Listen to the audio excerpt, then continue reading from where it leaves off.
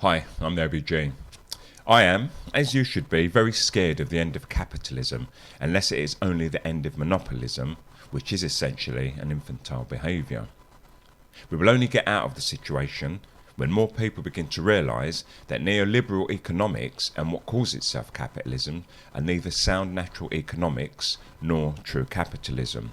What the official and populist narratives call capitalism has long since denigrated into monopolism, in essence a massive infestation of parasitism into what should be the commonwealth of mankind, a cornerstone to what it truly means to be human. This is the essential falsehood of neoliberal economics, a pseudoscience, based on another pseudoscience called eugenics. The lie that what we are labouring under is capitalism. The emerging schools of economic thought are largely based on true Darwinian evolutionary theory, which has evolved and expanded hugely since Darwin's days. While parasitism, which can be seen as organic monopolism, is widespread throughout the biosphere, it in no way dominates it. Balance is being maintained by environmental variance and predator-prey balances. Natural capitalism is essential for all organic species, from the simplest to the most complex, us, because it is a necessary adaptation to environmental change cycles from day to night, through seasonal variance to the longer term cycles of climate change. And the essence of the matter is for individuals and groups to garner or produce surpluses in water, nutrition and energy sources. In times of relative plenty, in order to survive the times of relative scarcity, one can call to mind such collective capitalism displayed by honeybees, ants and termites, among many others, as well as individual capitalism of bears' ceaseless summertime drive to put on body mass before onset of the next winter, squirrels collecting nuts and seeds also in a similar fashion. Moreover, many Pareto and other statistical power treatments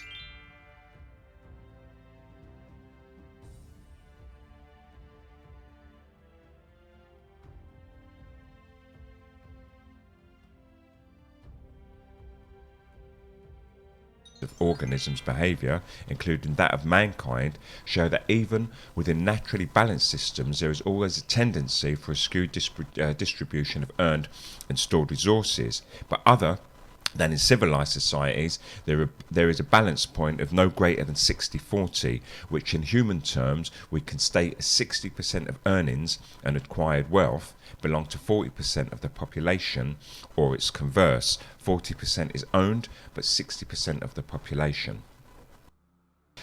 This balance point exists in contemporary nomadic and hunter-gatherer societies.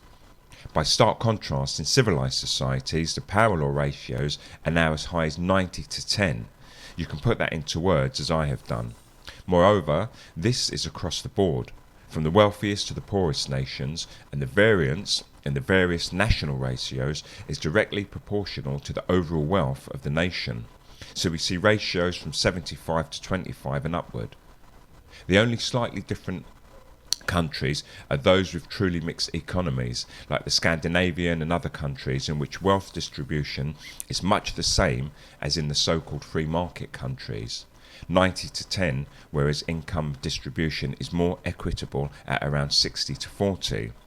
The significance of this is that in those countries, extreme wealth is a province of the old money and traditional elites, and that their income is rent, not productivity based, while the productive non-elites, while enjoying a decent standard of living and quality of life, are still, due to high taxation, not in a position to accumulate much by way of wealth relative to the elites.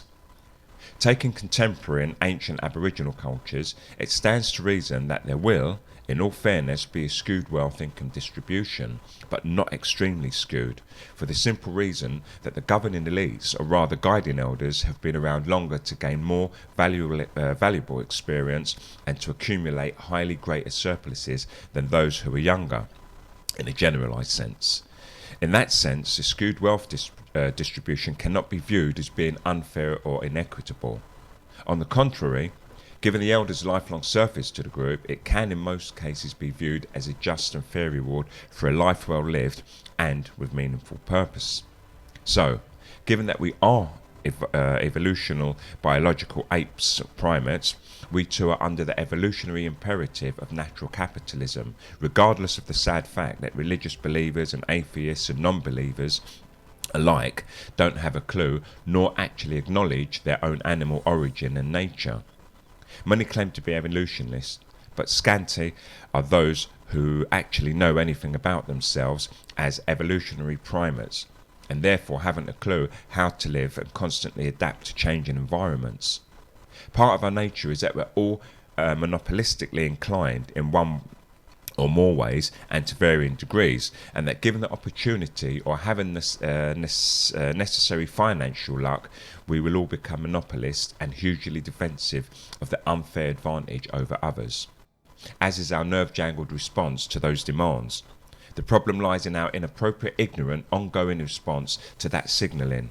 However, such monopolism is still acceptable and necessary infantile behaviour, appropriate only in infants, but utterly dangerously unrealistic and inappropriate behaviour in the adults of a superiously highly conscious, extremely intelligent and cooperative social species.